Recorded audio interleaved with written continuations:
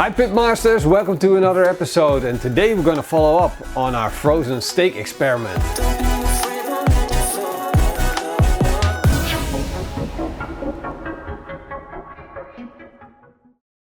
Hey guys, do you remember the frozen steak video that we did? Well, we got so many comments and you requested to do a follow-up with a sous vide steak, a reversed steak and a frozen steak experiment. So that's what we're going to do today. This experiment started 24 hours ago. We took a big cut of ribeye, cut it into 3 steaks, vacuum sealed them, and 1 went into the freezer and 2 went into the fridge.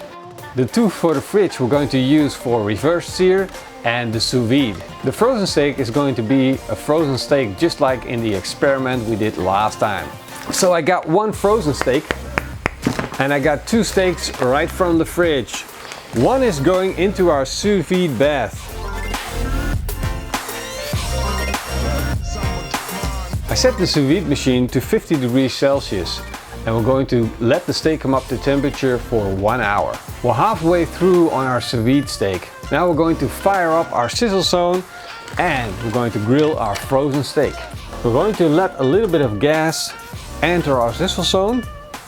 Then we're going to fire it up and we're going to let it come up to temperature.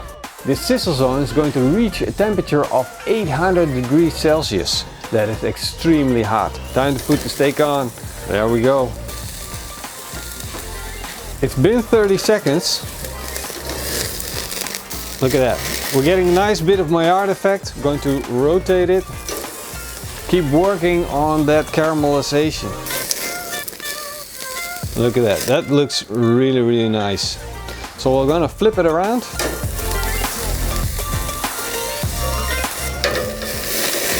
Whoa! Wow, we've got a nice bit of caramelization on the outside. I can feel that the core is still hard. We're going to put this steak over indirect heat on our big grill. I set this grill to a temperature of 110 degrees Celsius with indirect heat. We can't enter the probe yet because the steak is still frozen. But when it comes up to temperature, we're going to enter the probe to make sure that we got the right core temperature. This is our reversed sear steak. We're going to put it on the grill over indirect heat, and when it reaches a core temperature of 50 degrees Celsius, then we're going to give it its final sear.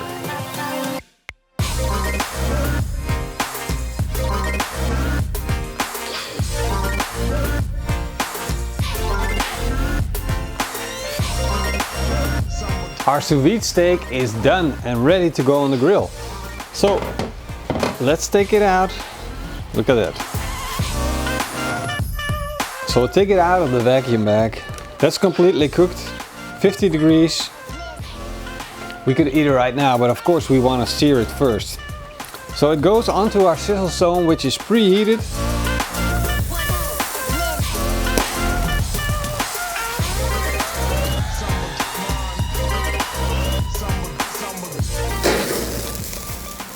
Looks like we got a beautiful sear on this steak.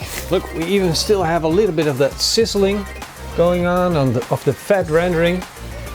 So we'll put this on the board and let it rest. And this is our sous vide steak. Our reverse sear steak has reached the core temperature of 50 degrees Celsius. So it's time to start grilling. Let's get out that probe, put it on our sizzle zone. There we go. Now you can see with the reverse sear that the outside of the steak is much drier than with the sous vide steak. Just like I thought, the caramelization on this steak is going much faster than with the sous vide steak because it's dry.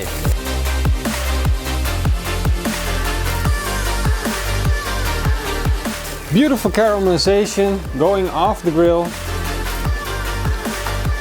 This is our reversed sear steak. And finally, our frozen steak has reached a core temperature of 54 degrees Celsius. So let's take it off the grill.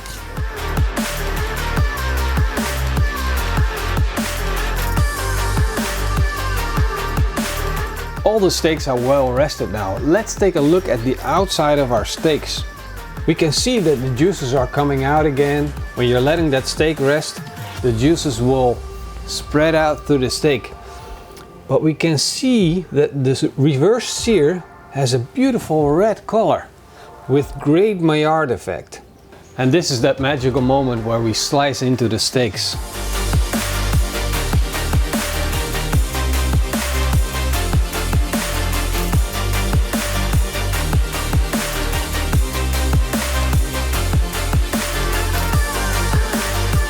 There is a clear winner here again, guys.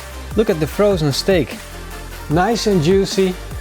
Very little gray here. If we look at the reverse sear, we still get a lot of gray. It's kind of disappointing actually. I was hoping that the reverse sear would win this competition. The sous vide steak is doing a little bit better than the reverse sear, but nowhere near as good as the frozen steak.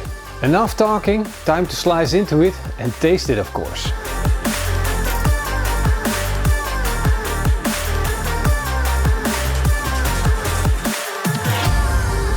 We waited with salting the steaks until afterwards because we didn't want the salt to screw up the experiment.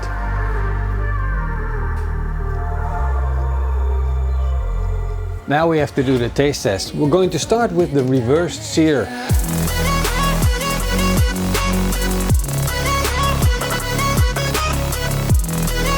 Definitely a tasty steak. That's good steak. Now the sous vide steak.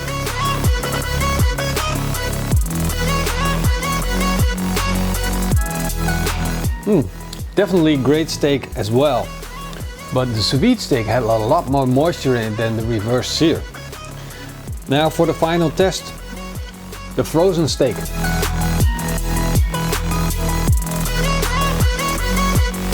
This is a big difference, a real big difference. To me this was totally unexpected. I so hoped the reverse sear would win out of all three, but it didn't. The frozen steak won hands down, and you know, it's kind of disappointing, but it's reality. The frozen steak is really moist, it tastes good, it's the overall winner. Well, I hope you guys enjoyed this experiment. It was a lot of fun to do. The outcome was really surprising to me, and well, if you like this video, give me a big thumbs up, leave me a comment down below, and see you guys next time. Until then, eet smakelijk!